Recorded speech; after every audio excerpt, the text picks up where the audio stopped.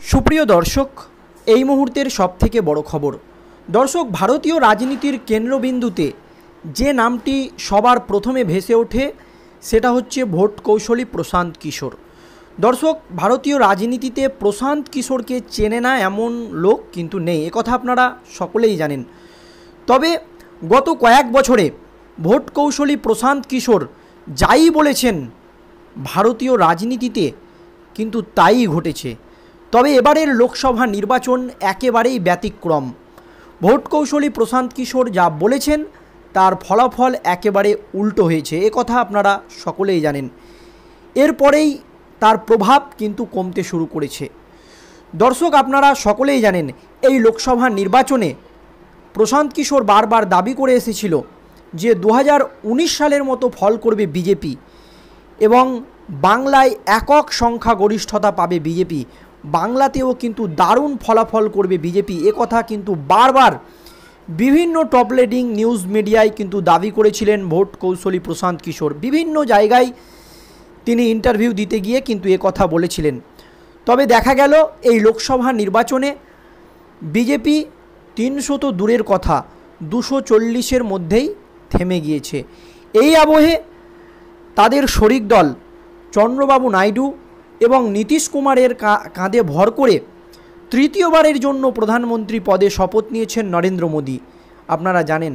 আর NDA জোটকে নিয়ে একেবারে বিস্ফোরক মন্তব্য করলেন ভোট কৌশলী প্রশান্ত কিশোর। কিভাবে এনডিএ জোট ভেঙে পড়বে এবং ইন্ডিয়া জোট শেষ হবে তা নিয়ে যা বললেন ভোট কৌশলী প্রশান্ত কিশোর, তাতেই কিন্তু নতুন করে শোরগোল পড়ে গিয়েছে গোটা দেশের রাজনীতিতে। কি জানিয়েছেন ভোট কৌশলী প্রশান্ত কিশোর জানাবো আজকের এই প্রতিবেদনে। খুবই গুরুত্বপূর্ণ প্রতিবেদন দর্শক, আপনাদের সকলকে শেষ পর্যন্ত দেখার অনুরোধ রইল। এবার কি মুখ্যমন্ত্রী হবেন প্রশান্ত কিশোর? জল্পনা ছাড়াতেই বিস্ফোরক মন্তব্য।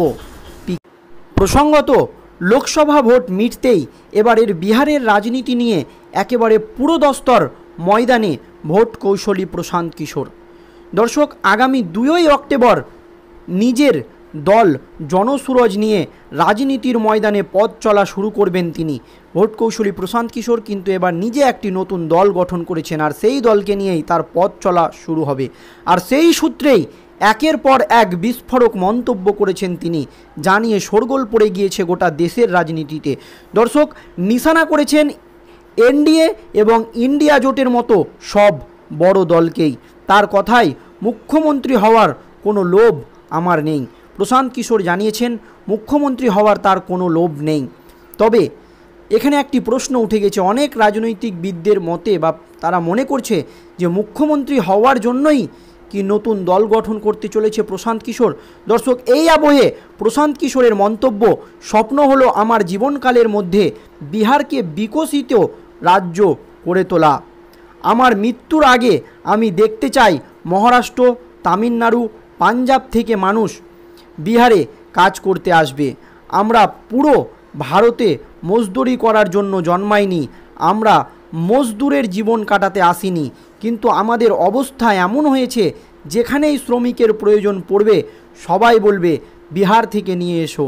এই পরিস্থিতি বদল করা দরকার, এই কারণেই আমি এসেছি, আমার ওপর বিশ্বাস রাখুন। মন্তব্য ভোট কৌশলী প্রশান্ত কিশোরের। দর্শক, এই আবহে পিকের দাবি, কোনো ধনী বড়লোক ক্ষমতাশালী নেতা যে আমাকে কিনতে পারবে, আমাকে কেউ ভয় পাওয়াতে পারবে না।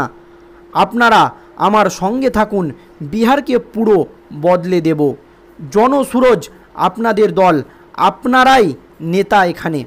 আমরা এগিয়ে আসা মানুষদের খুঁজছি, পিছিয়ে আমরা থাকব না, বলেন ভোট কৌশলী প্রশান্ত কিশোর।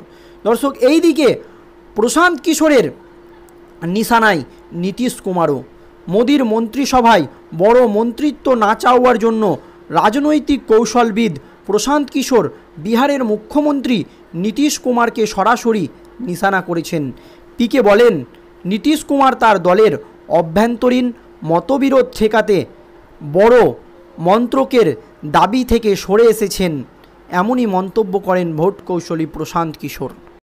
সুপ্রিয় দর্শক, এছাড়াও ভোট কৌশলী প্রশান্ত কিশোর আরও বিস্ফোরক দাবি করে বলেন, বিহারের মুখ্যমন্ত্রী আশঙ্কা করেছিলেন তিনি যদি অন্য কাউকে গুরুত্বপূর্ণ মন্ত্রিত্ব দেন তবে তার নেতৃত্বের জন্য চ্যালেঞ্জের কারণ হতে পারে। তাই নীতিশ কুমার এমন একটি মন্ত্রক পছন্দ করেছিলেন যেখানে তিনি বিতর্ক বা অভ্যন্তরীণ বিরোধিতা ছাড়াই কাজ করতে পারবে, এমনই বলেন ভোট কৌশলী প্রশান্ত কিশোর। এবং তিনি বলেন নীতিশ কুমার নিজের অভ্যন্তরীণ স্বার্থ সিদ্ধির জন্য বড় মন্ত্রিত্ব পদ চাননি, এমনই বিস্ফোরক মন্তব্য করেন ভোট কৌশলী প্রশান্ত কিশোর। দর্শক, এই আবহে এরই মধ্যে প্রশান্ত কিশোর ঘোষণা করেছেন যে আগামী 2 অক্টোবর তিনি নতুন দল গঠন করছেন, আর সেই দলের নাম হবে জনসুরজ। দল গঠনের কথা ঘোষণা করে প্রশান্ত কিশোর এবার একজোটে এনডিএ এবং ইন্ডিয়া জোটকে বড় চ্যালেঞ্জ ছুড়ে দিয়েছেন। প্রশান্ত কিশোর বলেন, আগামী 2 অক্টোবর দল গঠন করব। আমি লিখে দিচ্ছি, বিহারের মানুষ 2025 সালের বিধানসভা নির্বাচনে এনডিএ এবং ইন্ডিয়া জোটকে সম্পূর্ণরূপে নিশ্চিহ্ন করে দেবে। এবার জনসুরজকেই বিহারের মানুষ জয়ী করবে বা বিহারের জনগণ জয়ী করবে, এমনই মন্তব্য করেন ভোট কৌশলী প্রশান্ত কিশোর।